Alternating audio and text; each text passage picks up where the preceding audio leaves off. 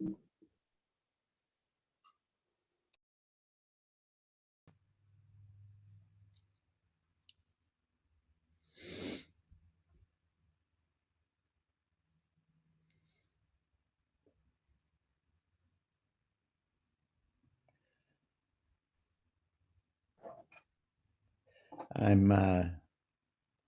welcoming some folks here who I've already been in one or two Zooms with this morning. So this is interesting.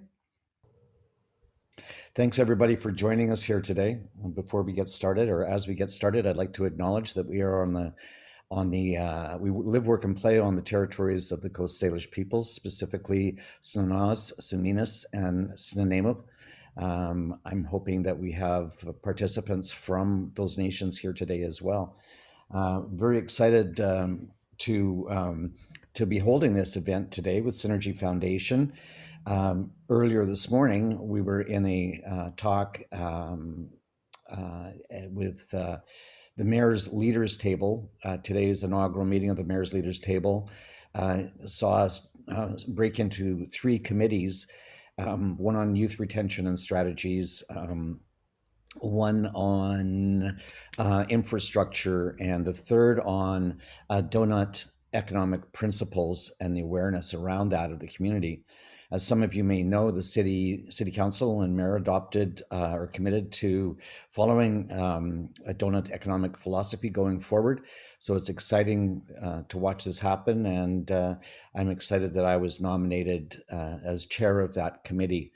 Although I was dragged kicking and screaming into it, I'm actually pretty excited to be there and play that part on behalf of the chamber.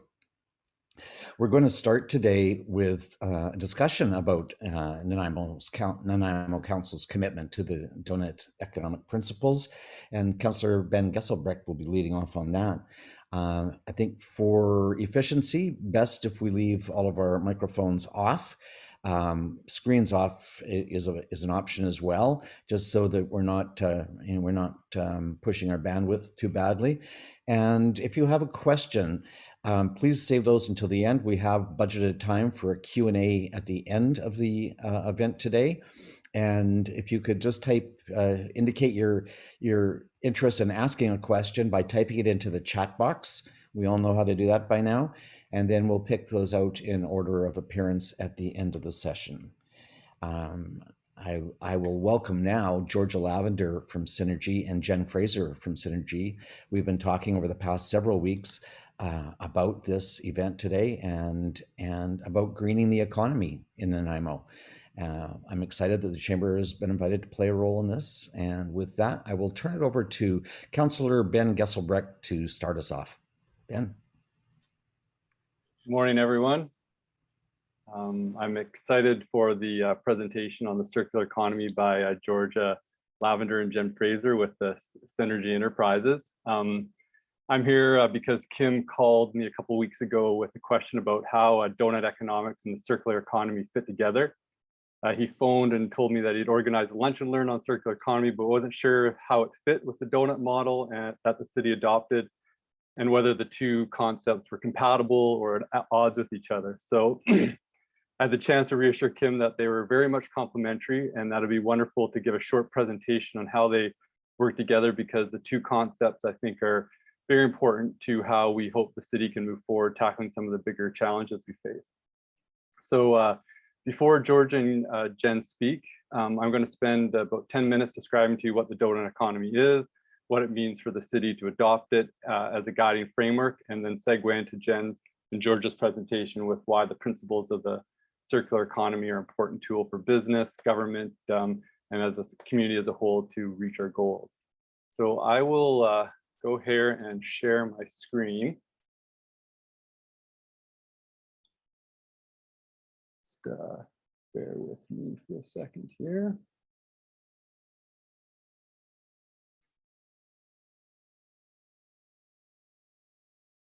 Okay. And almost there. Is it on full share mode now? Excellent. So what is doughnut economics? At the 30,000 foot view, donut economics is a model to describe what our global economy has to accomplish in order to meet the two biggest challenges of the 21st century, namely meeting the needs of all people within the means of the planet. So here, the economy is understood as the different relationships and processes between public and private actors, governments, nonprofits that work to use the resources of the planet and distribute them in the goods and services to meet the livelihoods of people. So in this model, a successful economy is one that can utilize the planet's resources in a way that stays within critical planetary limits necessary to avoid catastrophic consequences to basic life-supporting ecological systems. And so the boundaries at the global level of the ecological ceiling are climate change, ocean acidification, chemical pollution, nitrogen, phosphorus loading, freshwater withdrawals, land conversion, biodiversity loss, air pollution. And within, on the other side, a successful economy is where that's one that can distribute resources in a way that at the very least meet the minimum basic needs of people outlined in the UN Sustainability Development Goals of such things as education, food, housing, political voice, gender equality, safety, and security. And that represents the social foundation of the donut. So between the ecological limits and the social foundations of the sweet spot of the donut that our economies must achieve in order to sustain the well-being of our communities. So this is how our global economy currently is performing. And as you can see, we're overshooting critical ecological limits with the climate change, land conversion, and biodiversity loss. And we're also falling short of the social foundation in many areas of health, social equity, political voice, housing, and you can see. So when we zoom in now more at a country level, different countries struggle with different aspects of their economy. For example, Canada, we're doing pretty good at meeting the social foundations, but we're dramatically overshooting areas in CO2 emissions, garbage production with material usage, land use, conversion and change. And places like Japan, similar. When we go look at the global south, many of these countries are operating, within the ecological limits of their economy, but are falling short of meeting basic needs of people. And so we can see, the global north countries up here overshooting their ecological limits, global south not meeting basic social foundations, and then there's in between. So after reading the work of Kate Raworth, which is the economist that created the donut model, many city leaders began around the world started to ask this question: how can our city contribute to moving our economies into the sweet spot of the donut? So Amsterdam has led the charge, working to downscale this global donut model to the scale of the city, by setting a series of goals designed to move their city within the ecological limits and social foundations. The questions that cities must ask when they engage in this process to set a vision and goals suitable to meet these challenges is: how can our city be a place to thriving people in a thriving place while respecting the needs of all people and the health of the whole planet? So by setting a vision and a series of targets and indicators to track progress, cities can set a course to begin effectively to address the most pressing challenges today in the community. So other cities around the world like Portland, Philadelphia, Cornwall, Copenhagen, Dunedin have all followed suit. And Nanaimo is part of our Reimagine Nanaimo official community plan process. We've set to build our own unique guiding donut framework to set the goals and track our progress in moving our city within the donut. So this is a picture of Nanaimo City Donut that we've started to create. We've got the outer circle, the inner social foundation, and the sweet spot of the center where all our strategies and goals will exist. So we started constructing this framework basically in phase one of our Reimagine process, where we went out to the community to hear what was important to community members. And so the outer ring we have here, goals around a green Nanaimo for resilient and regenerative ecosystems. And then for our social foundations, themes around community well-being and livability, equitable access and mobility, diversity, culture, and social integrity, and economic prosperity are targets and goals that we've made for the social foundations. So really dialing in, we have a series of goals and targets that we've started to put together.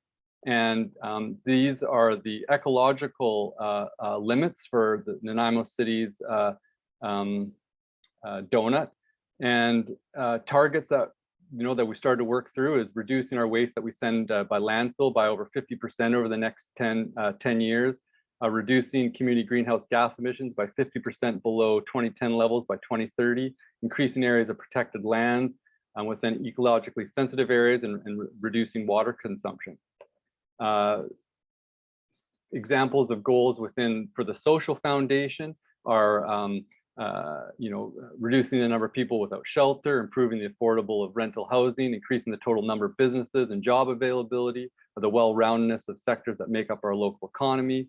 There's targets to improve the access of people to all their daily needs within a 400-meter walk of their homes, reducing traffic injury rate, improving investments in arts and culture, and inclusion, greater inclusion in city decision-making.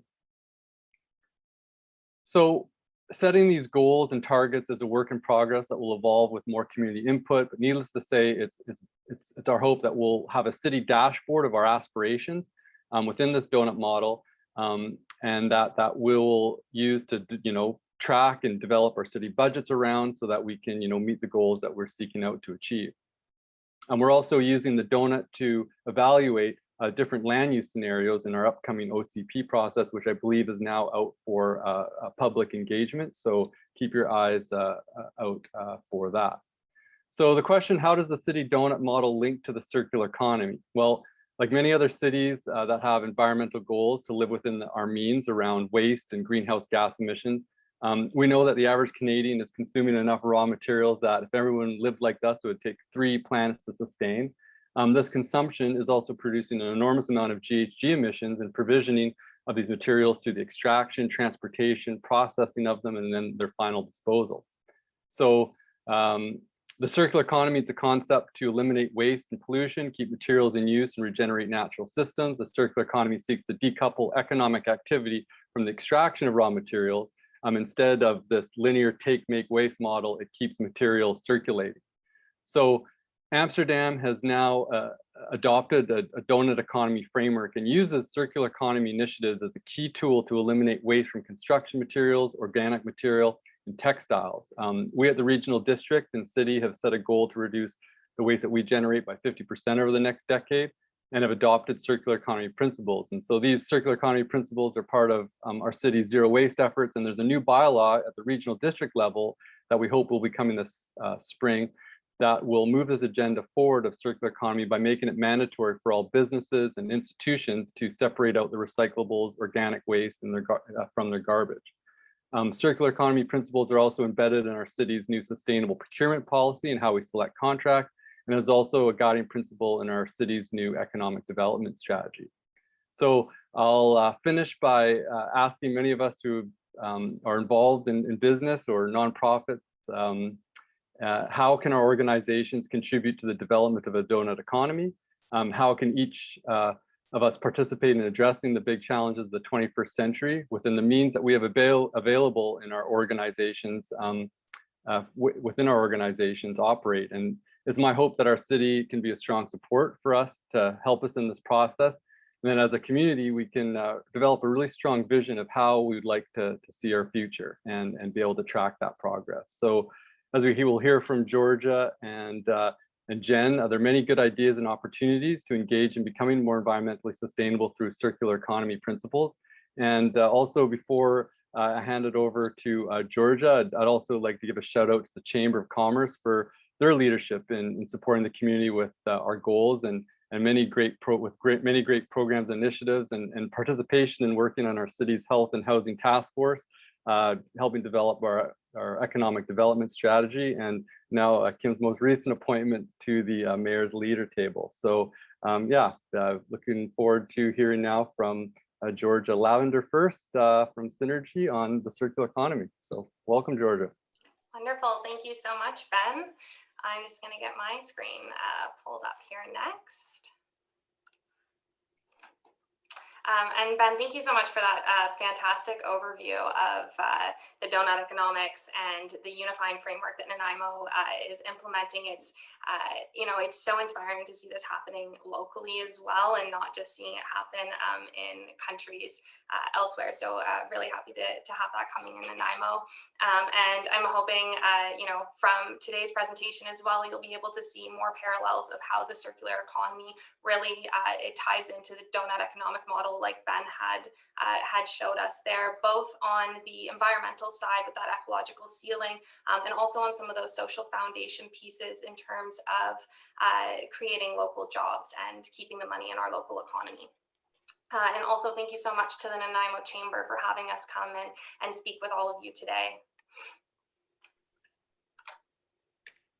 My slides are lagging. One sec. There we go. So as Ben mentioned, I'm Georgia, and my colleague Jen will be speaking a little bit shortly here on some of our projects and programs. So today with us, we're just going to run through a nice overview of the circular economy, get a better understanding of what the circular economy is with a nice concept summary, and then we're going to look at a variety of local and global examples to see how this could apply to us here. Then Jen will give us a nice overview of the Synergy Foundation and our projects and programs, and then we'll follow up with some next steps and actionable items for both businesses and individuals, and then we'll have time at the end for Q&A. So what is the circular economy? So like I said, this afternoon, we're going to get a better understanding of what that is. But before we do that, I want to just take a step back and kind of understand our current economy, which, like Ben had mentioned, is linear. So in a linear economy, we are extracting our resources from the ground. We're then transforming them into new goods. Those goods are then transported around the globe. And then we purchase these goods and we use them often just once. And then when they're no longer of use to us, we dispose of them. So I'm sure you can see how this model is not sustainable. And then we have our circular economy model. So in an equitable circular economy, our resources and goods are designed to stay in the system through innovation, reuse and repair, redistribution, reconditioning, and recycling processes. And all of these are ideally powered by renewable energy. So as a result of this, pollution and waste are eliminated from the system. These innovations also enable affordable lifestyles and empower new ventures that create green jobs for the future. I'm going to talk about these 5 loop-back systems in just a moment here in my presentation. And as we can see, the transition to the circular economy has already started, but there's so much room for opportunity, as currently only 8.6% of our world is circular. So this means that of all the waste generated globally, only 8.6% of it re-enters our system. All of the other waste is either ending up in landfills, incinerated, or entering our waterways. So we can see there's a huge environmental opportunity here with circular economy to increase that number. But the circular economy offers so much more than environmental opportunities. It's also a really promising economic opportunity. In recent reports, circular economy has said to be $1 trillion opportunity, which I know is an unfathomable amount of money. So I just want to help bring that back down to a community and business level by looking at some of these local and global examples. So coming back to our circular economy model here, we're going to dive deeper into these 5 re-entry processes and look at the different products and materials. So we're going to start with these inner loops. They create a lot less impact and require a lot less energy. And then we work our way out where the outer loops and the furthest out loop being recycling, requiring the most energy and impact on our environment.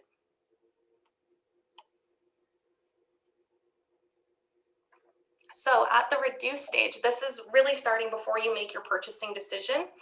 It's about determining if the item that you intend to buy is adding real value to your life. And if it does, has it been designed in a way that it can loop back into the system? So on the screen here, we see a lot of items that can be easily reduced. These are items that we often come into out of convenience, such as disposable coffee cups and plastic wrap.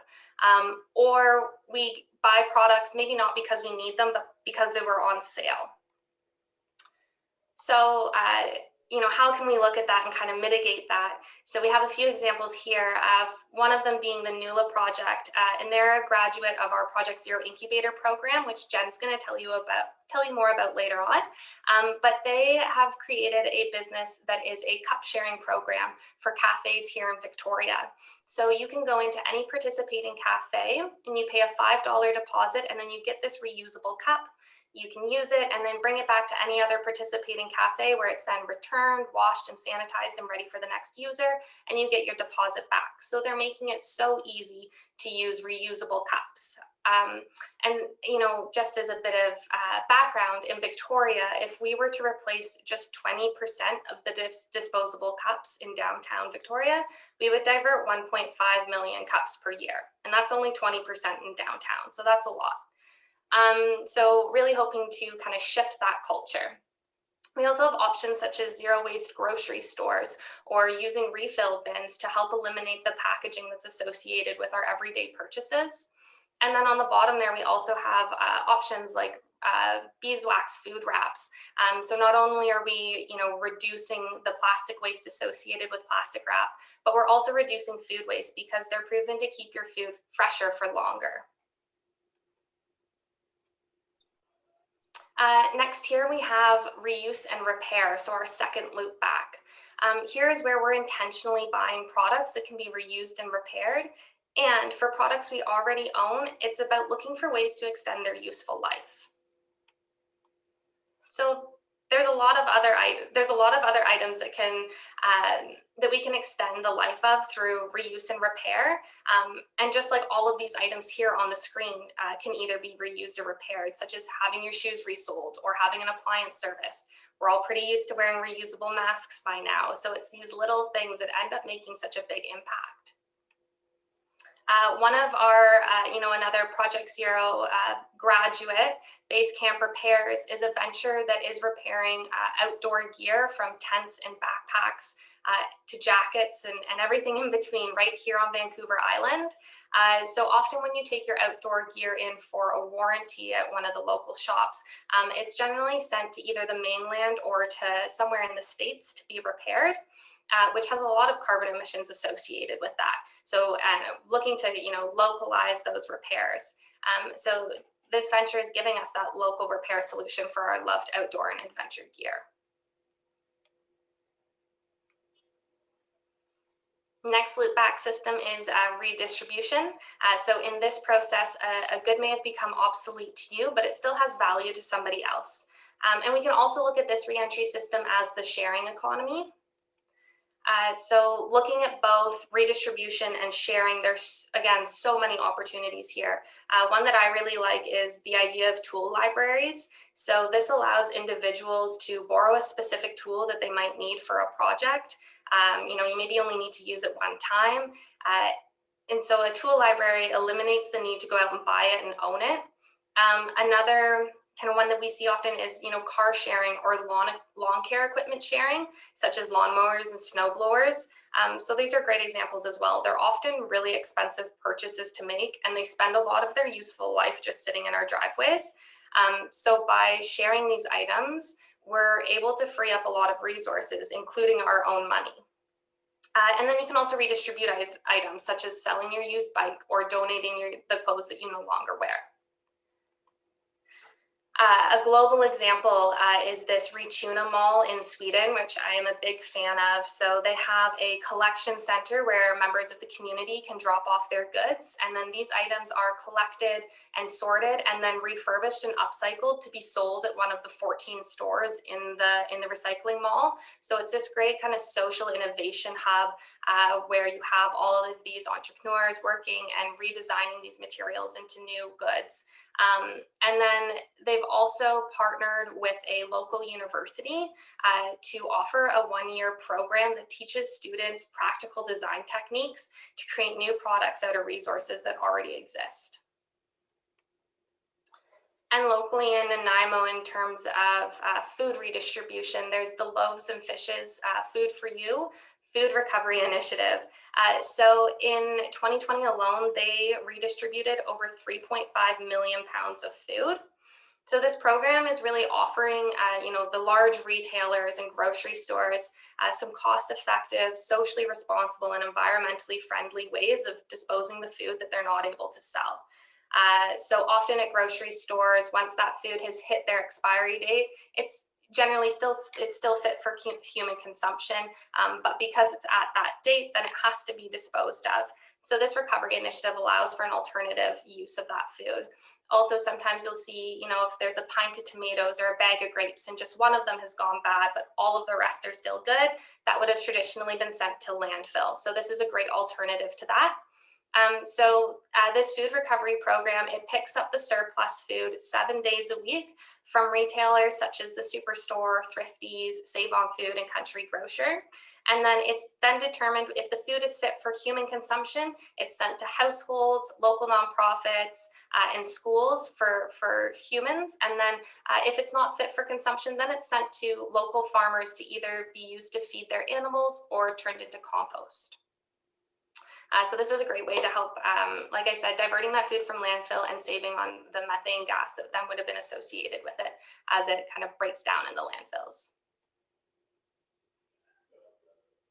Great, and then we have reconditioning. So we're starting to make our way to these two final stages of the circular economy, and you can see those loops are getting a lot bigger.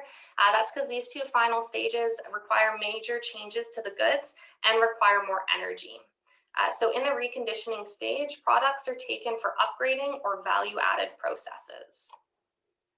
So this is an example from Vancouver. We have Chop Value. So they're a great circular innovation. Started in Vancouver, and now they have these micro recycling facilities across Canada. They've got one in Calgary, and I heard they've recently opened another one in Singapore. So a really neat way to divert chopstick waste from landfill. So in Vancouver alone, they've reclaimed and transformed over 32 million chopsticks into new goods, including desks, cutting boards, these lovely shelf displays, and a variety of other items. Interface is a global commercial flooring company and a real leader in sustainability. One of their sustainability initiatives includes their Reentry program. So when your carpet has reached the end of its life, they'll take it back and completely shred it down, strip the backing off of it, and then turn it into a brand new carpet for another customer. We have another Project Zero venture here. So this is Threading Lightly. They take textiles such as these burlap coffee stacks and hotel linens that would have otherwise been sent to landfill, and they turn them into backpacks and produce bags and more. And then lastly, we have Avalon Dairy. So they're one of, I really like this example. It kind of gives a inspiration from the past, a time before a real plastic boom with their wonderful glass bottles. So 80% of their bottles are actually looped back into the system. And then now we're into our recycling stage. So this is the final option available, and it's the most energy intensive stage. So here the products are broken down to their separate materials, and then they re-enter the production process to create new products.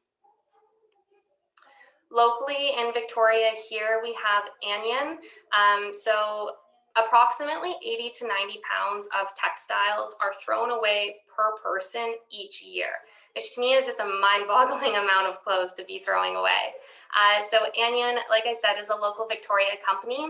And what they do is they're recovering natural fiber textiles from landfills, and then they're turning them into these beautiful, well-constructed, long-lasting pieces of clothing.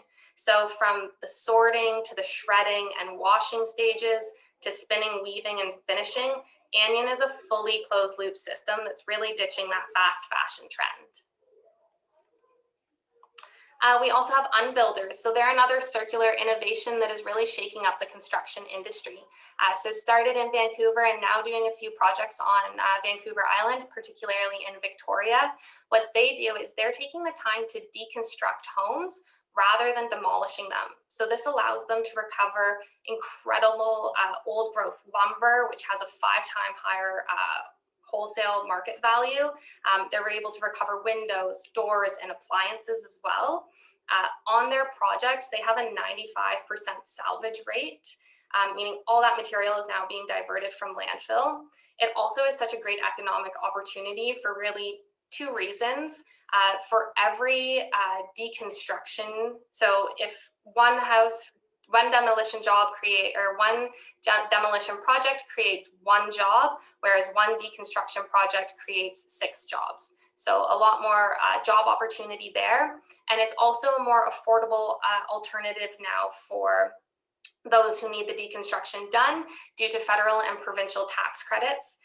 And Victoria actually just recently is putting forward their deconstruction bylaw, which will come into effect early next year. So it's cool to see these moving in. And then we have another Project Zero venture, Flipside Plastics, and they're tackling the plastic recycling problem here on Vancouver Island. So most of the plastics that we are putting into our blue bins are shipped off to multiple stakeholders, often off island, before they're hopefully recycled into a new product. So what Flipside Plastics does is they're a microplastic recycling center that does the entire process under one roof. So they collect and sort and shred the plastic and then use their injection molders to turn them into new products. Flipside Plastic has recently launched their pilot program here in Victoria, where they're working with 6 local businesses to collect some of their problem plastic wastes and then manufacture them into new products that then can be resold at those stores. So as I'm sure you're maybe starting to see and picking up a bit of a trend here, products are don't tend to be exclusive to one process of the circular economy, but they can often be linked to many of these re-entry processes. So taking this Anion jacket, for example, before I even make my purchasing decision, I'm going to ask myself, do I need this jacket? And is it going to add value? And is it designed in a way that can loop back? It ticks all those boxes for me and I purchase it. I love the jacket. A few years later, I get a rip in the sleeve, but that's okay because I know I can take it in, get that rip sewn up, and it has lots of great life left in it. A few years after that, I decide this really isn't my style anymore, but my friend who just absolutely loves this jacket keeps commenting on it. So I give it to her and she has lots of years left of great life in this jacket as well. And then finally, the jacket's reached the end of its useful life. So we take it back to Anion, it's deconstructed and then woven into a brand new jacket. So I hope that these examples that I've shared with you today have kind of given you a better understanding of the circular economy and some businesses and opportunities that exist within it. So I'm going to pass it over to Jen now to talk to you a little bit more about the Synergy Foundation and the work we do here. Great, thank you, Georgia. So yeah, the Synergy Foundation is a Victoria-based nonprofit that was founded in 2013 by our sister for-profit Synergy Enterprises. At the time, they had noticed that there was a bit of a gap in the market. There was nothing available for small businesses looking for affordable sustainability solutions. So from that, Synergy Enterprises created Synergy Foundation. Our mission is to share ideas, spark innovation, and activate change to steer our economy and communities towards a more regenerative future. Our focus areas are circular economy, food security, and green business. This ties into our 3 core programs shown here. So I'm briefly going to speak to Project Zero and the Vancouver Island Green Business Collective today. So starting with Project Zero, here we go. This is our newest program. We kicked this off at the start of 2019. And this was actually brought to our attention by our board during a strategic planning session. So during that, we identified that no one else on the island was working on circular economy beyond a research scope. So we thought this was an opportunity to get in there and actually make some real change. We love programs where we can actually be boots on the ground, making change happen. That's our way to do things. So yeah, we got started with Project Zero. Some other benefits we saw to this, there's of course the positive environmental impact, lower carbon emissions, and then on the economy side of things, great opportunity for innovation, entrepreneurial opportunity, and job creation. So we officially launched Project Zero in January of 2019. The accomplishment I am most proud of so far with Project Zero is our Incubator Program. So this is an 8-month free program for entrepreneurs who have business ideas that fit within the realm of circular economy. The program runs April to November every year. And through this program, the entrepreneurs are able to learn about operational fundamentals and entrepreneurial skills. We find that a lot of the entrepreneurs in our program don't have a business background, so it's great that we can hone in on those skills with them. We help them develop their business plan and pitch, so they're ready to pitch to investors when they're done our program. And we are all about building connections locally across BC for our entrepreneurs. The program is available to both Vancouver Island residents, and we just added this year Lower Mainland as well. So we're excited to be venturing out a bit further from the island. And 2021 marks our 3rd round for the incubator.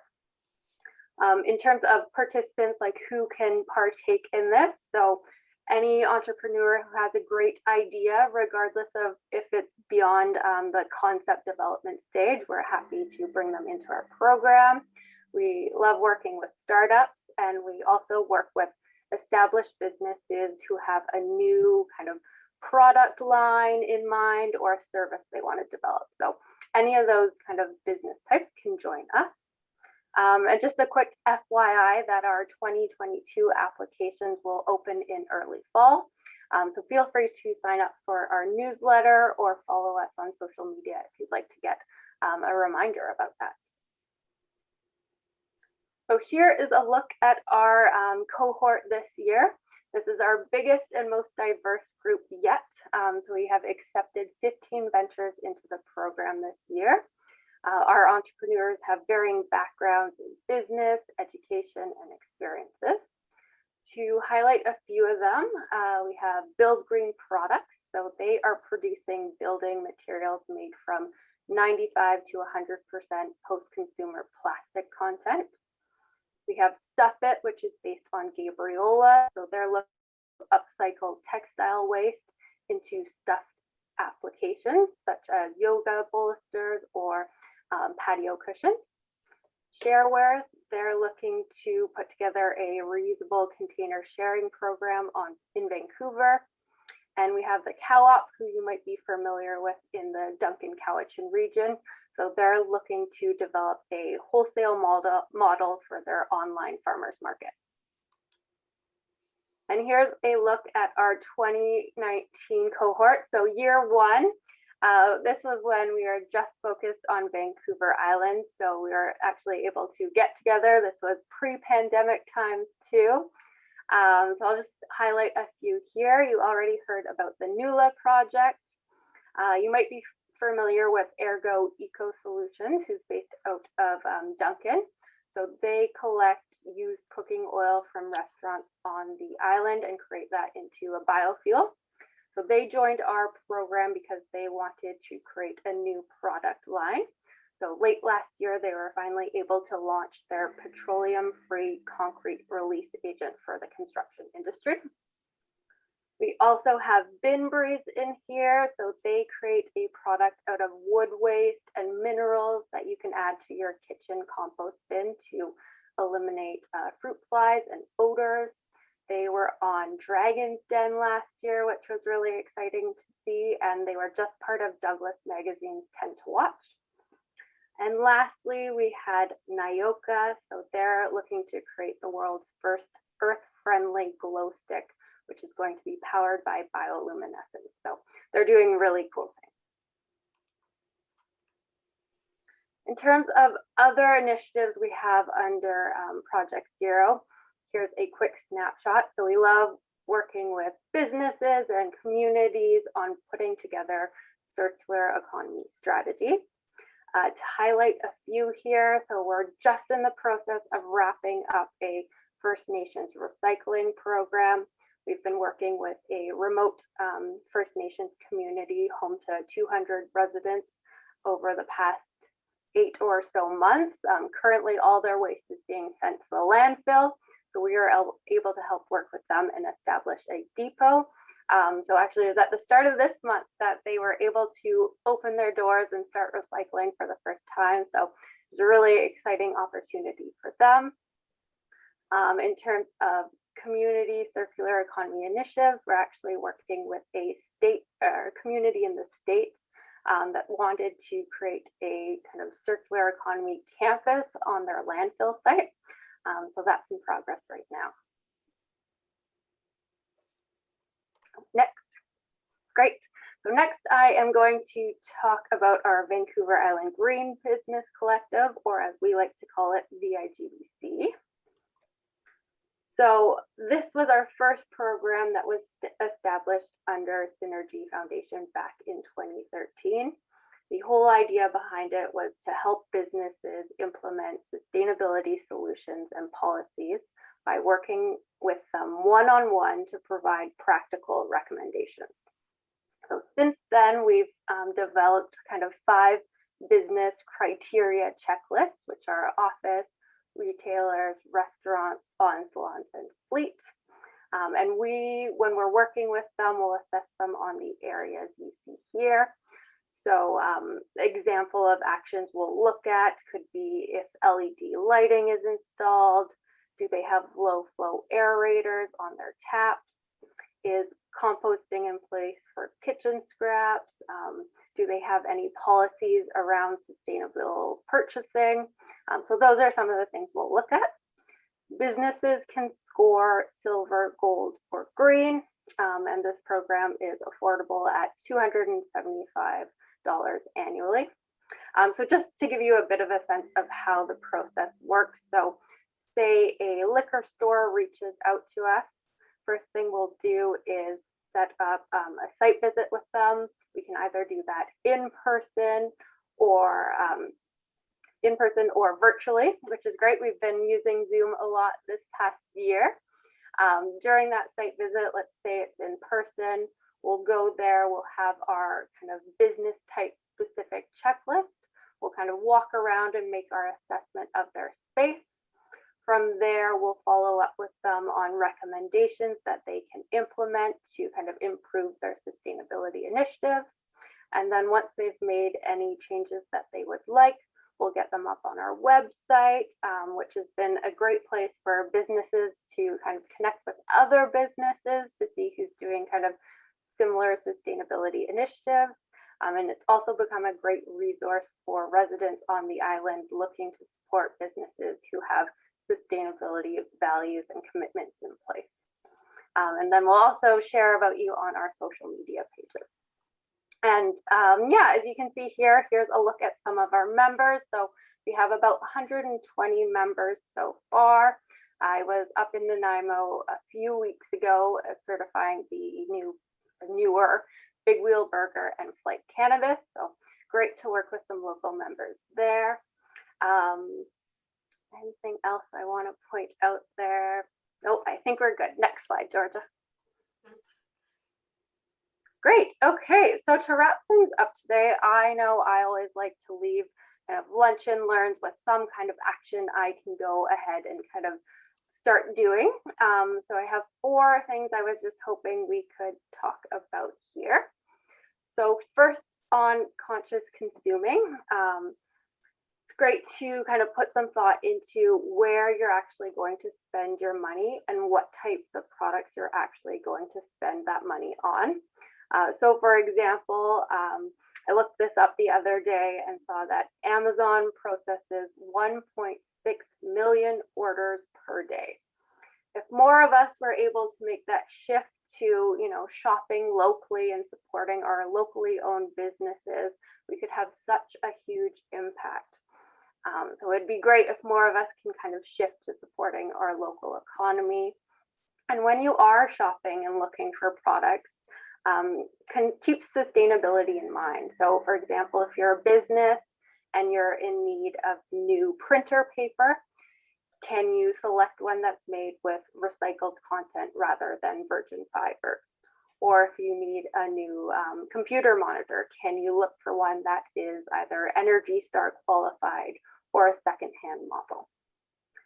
In terms of looking for opportunities to reduce waste, curious if you've ever kind of conducted your own waste audit to see where your waste is ending up and what actual type of waste you have.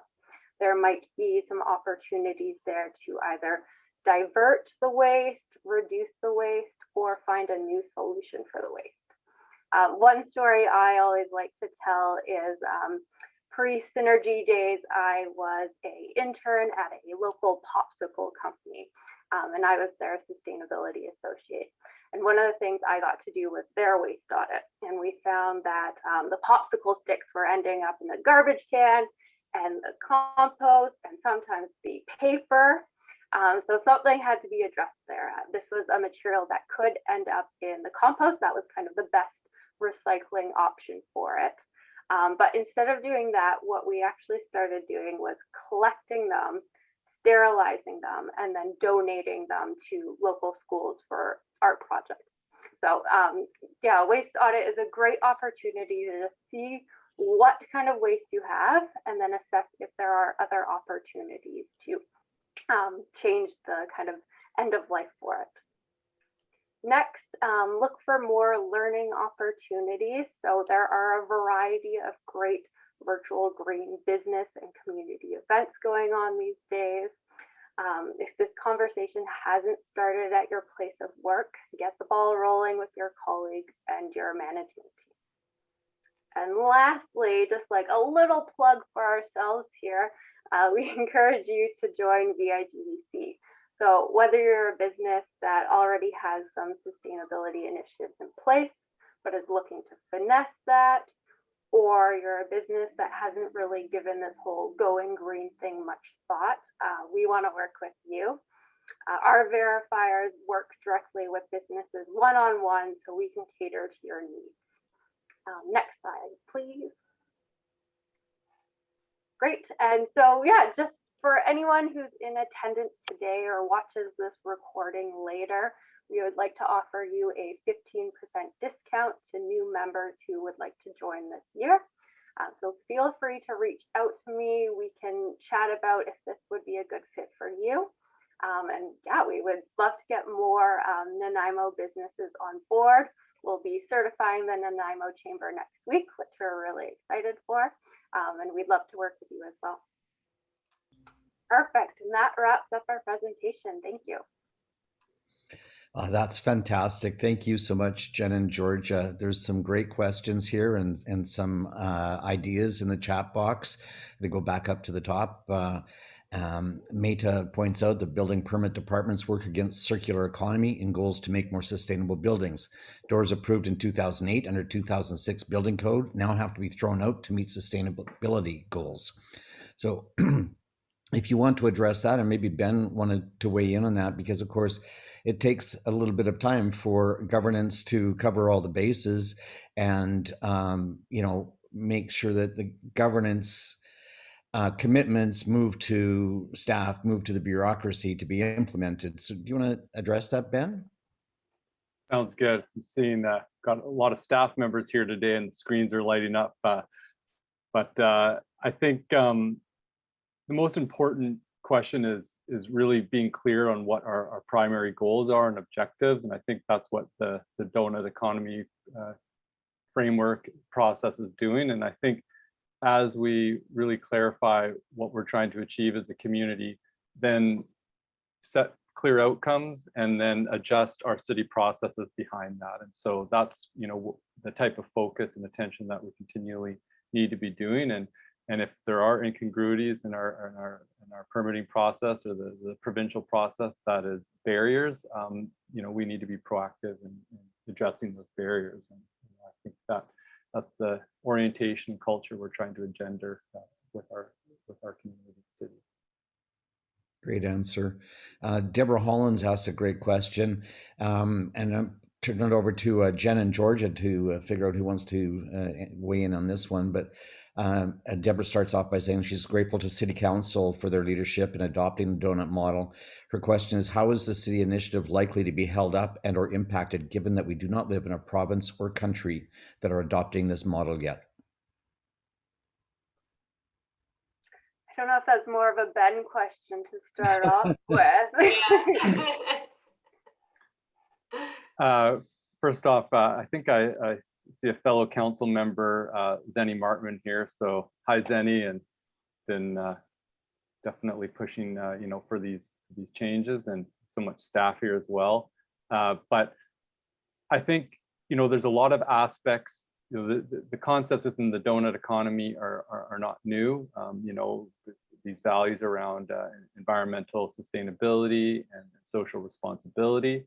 And well-being, and I think that these goals show up in various areas at the provincial level, municipal level, federal level, and I think the process that we're going through now is really refining those, making them more clear and concise at many different levels, so that there's greater integrity in that. And so, you know, I think as cities get clear on what their goals are and what are the most important things that we need to achieve, and get a little bit ahead of the province, you know, there's always two-way communication to push for those changes, so that greater bodies of government. And I know a big movement that's happening. The federal government's looking at this, and I know the conversations are having at the provincial level is developing these well-being index. So you could look at the donut economy model with our targets and indicators as an index of how successful we're being.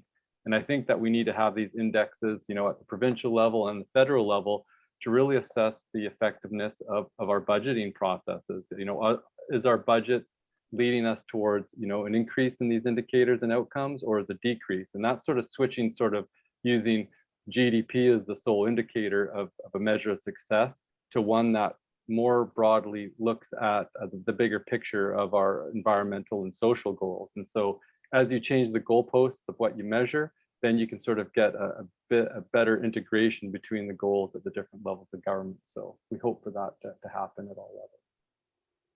And then maybe, oh, sorry, just adding in here from a nonprofit perspective, what we like to do is, you know, host events when we can, get the word out there about what we're working on, and show kind of municipalities that there is a demand for such things as circular economy or a greener economy.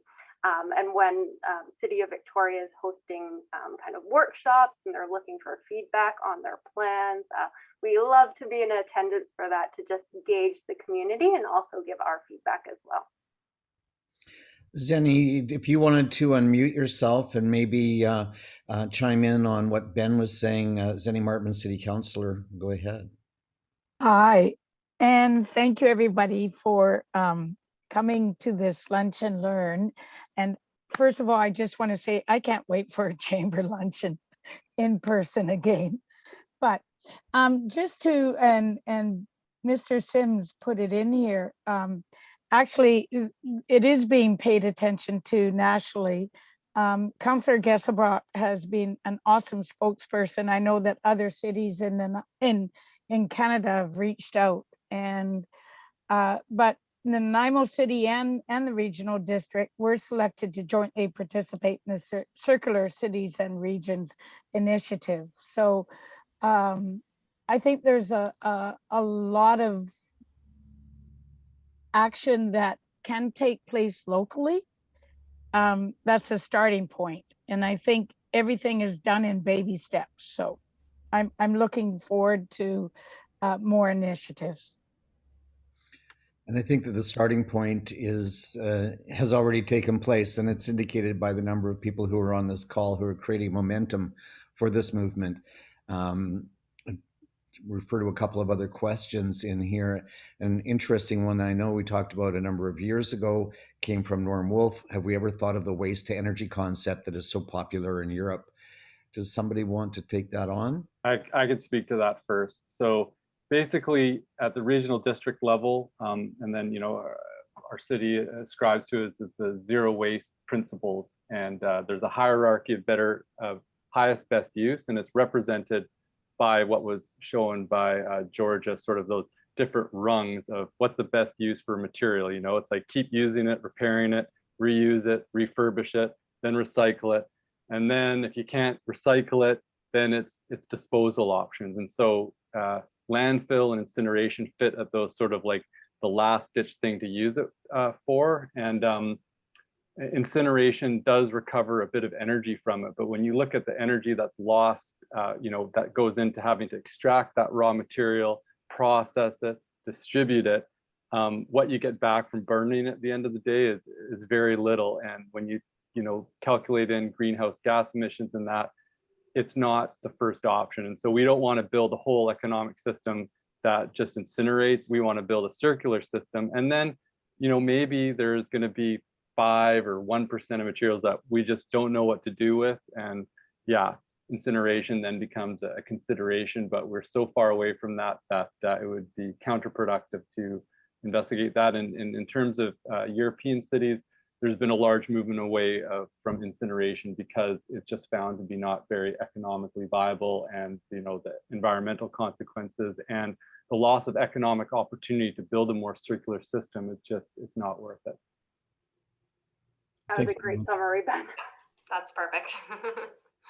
Thanks very much, Ben. Bill Sims, who's on the call here today, General Manager of Engineering and Public Works for the city, pointed out the fact that CCRI was happening. And if anybody wants more information about CCRI, check out the chat box. Bill has popped in a link there for that. Other exciting news from around the community. This is really cool. Kelly Etheridge, Reusables Vancouver Island.